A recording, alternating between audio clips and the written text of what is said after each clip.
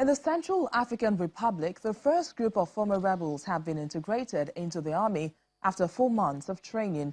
The program seeks to encourage armed groups to lay down their arms and forms part of a rehabilitation process for the newly recruits. Former rebels who laid down arms under the disarmament, demobilization, reinsertion and repatriation program in Central African Republic have been integrated into the country's national army. The 101 new soldiers officially joined the army after 4 months of training during an official ceremony held in Bangui. The young recruits who took part in the pilot disarmament project come from different armed groups. You no longer belong to armed groups. You no longer belong to the political or military groups. You are no longer the auxiliaries of disorder, of illegitimate violence. Show the people of the Central African Republic that you are now the guarantors of their security and of the protection and defense of the territory. The aim of the DDRR program, which was launched by the government in September last year, is to encourage armed groups to lay down their arms.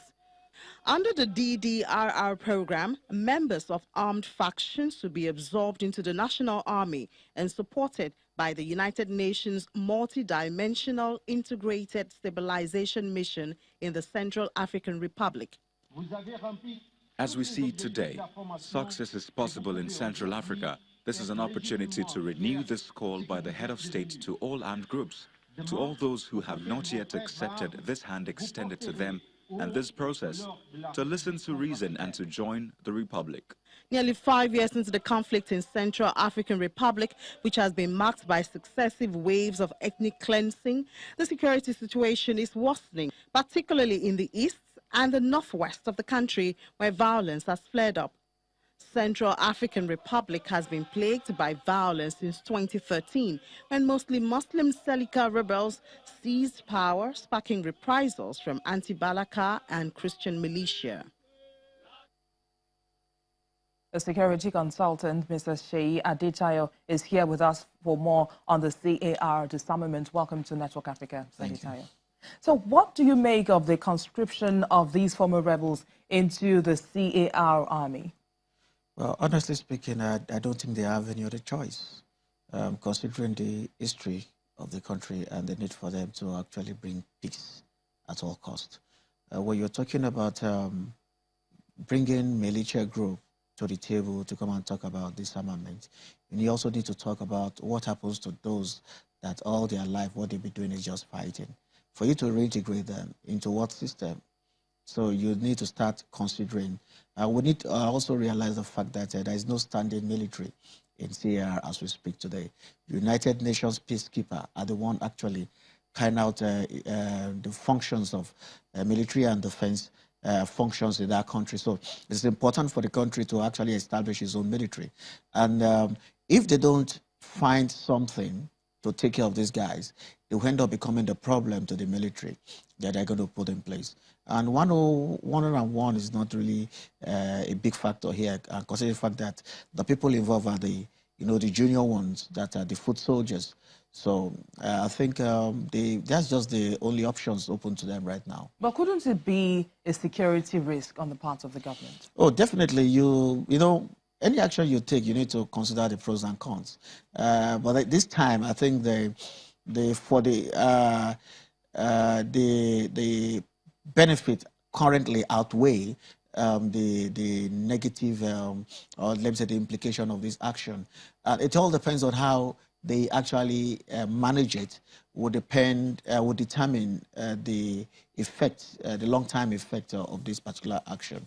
As long as the military are properly trained, the leadership have good understanding of how to manage those people, I think they will. And if they try not to allow gap in the process of this DDRR, that is a disarmament, demobilization, reintegration process going on, I think they will achieve appreciable good success in this. Now, this 101 new soldiers were trained for 4 months. Do you think that 4 months is an ideal time frame for them to have been trained, or should it have been less or more? Well, To me, there must be reasons why they decide to pass them out now. Maybe for political reason. It could be to as a kind of a propaganda, so as to encourage others to actually lay hands and embrace this process. But I'm very sure that their training is not going to be limited to 4 months. Maybe after this passing out, there's still going to be some forms of training that they will still go through to make them, to develop them to the level which they actually want. So I say this as, because they have a timeline for this process. So I think this is part of, let me say, political, show, sort of, to actually show the people that we really mean what we're saying. And look at your colleagues that have been disarmed. They're now being integrated. So government will now start paying them salary. They're now responsible. They've kind of enjoyed some form of amnesty. So whatever they have done in the past, by now, is gone. So embrace this process, and you also enjoy this kind of freedom. So do you see the other rebels embracing this process? Well, it depends on the level of the outcome of the negotiations. Because we need to understand the fact that the part of their demand is amnesty. And also the government and the United Nations, including the EU, are asking that a special court be set aside or be set up to try those that have been involved in war crimes. And so who are those that will be involved in, I mean, they're going to try, if not the leaders of these rebel groups. And the same people asking for amnesty as a condition for disarmament and embracing this process. So I don't know if they are going to reach, a middle point where they will agree on something. We need to also understand that the government needs to actually bring this. We have reports shows that we have about 6,000 to 10,000 child soldiers, those that are involved in combatant, sex slaves, domestic, work, that government needs actually to pull out of these regions and get them, reintegrated, what's it called? Get them, rebuild, refurbish, kind of, for these children, so as to get them reintegrated back into the country. So government has a lot to benefit if those people decide to disarm. Security consultant, Mr. Sheyi Adetayo, thanks for sharing your thoughts with us on Network Africa. Thank you so much.